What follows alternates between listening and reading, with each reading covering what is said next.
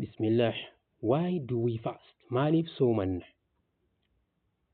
Fast is a prescribed for you as it was prescribed for those before you, so that you may attain taqwa, pity, mindfulness of Allah. Somanni dirqama isinirratti soomanuun waajiba isinirratti akkuma warra isin duraarratti soomanuun dirqama ta'e. Maaliif jennaan kun akka sodaa rabbii argattaniif.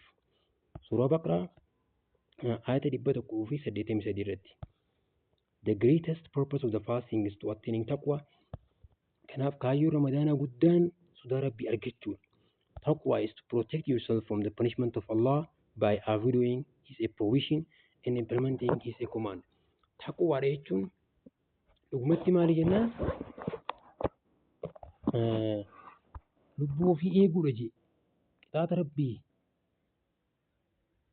irraa eeguudha jee maaliin waan rabbiin dhorke dhiisuudhaan akkasumas implementing His command ajaja rabbii hojiirra oolchuudhaan. When we fast, gaafa soomannu, we temporarily make haram on ourselves things that we are usually halal. Gaafa soomannu maali? Waan silaa qaama keenya irratti yeroodhaaf haraam goone jee waan silaa halaalii goote nyaachuu dhuguu fasting teach us to say no. Maal nu barsiisnaan soomanni lubbuu teetiin lakkii nafsii teetiin lubbuu teetaa keessa saniin inner self san lakkii akka jirtu si barsiisaa jee.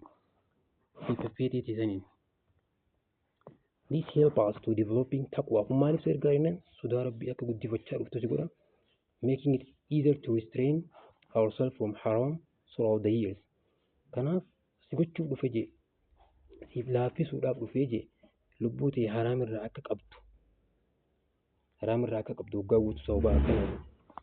Fasting is therefore a means of training ourselves to being Allah. Kanaaf soomanni leenjisaa lubbuu teetii kan ittiin rabbiif ajajamuutiin of barsiiftu. When we become used to eating and drinking at the same time every day, kanaaf yeroo ni fitaatu jee nyaataaf dhugaatiin keessatti yeroo wal fakkaataa gaafate our body start to crave food and drink when we pass that time often before. By fasting, we wean our nerves from what is accustomed to. Soomanuudhaan lubbuu ta'e ni qabda jee waan isin barte sanirraa refusing to give in to it. Maaliif ni didda jee waan isin hin feene san. Instead of allowing our nerves to control us. Maaliif jennaan akka lubbuun keenya nu to'attu hin goonu jee. We control our nerves akka lubbuu teenya to'anne. اللهم إني أسألك الهدى والتقى والعفاف والغنى. اللهم إني أسألك الهدى والتقى والعفاف والغنى.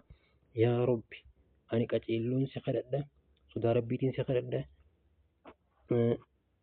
قتيلوما غارومان سخرده يا ربي والغنى درمان سخرده وفقبون سخرده دي مسلمي تقباسي.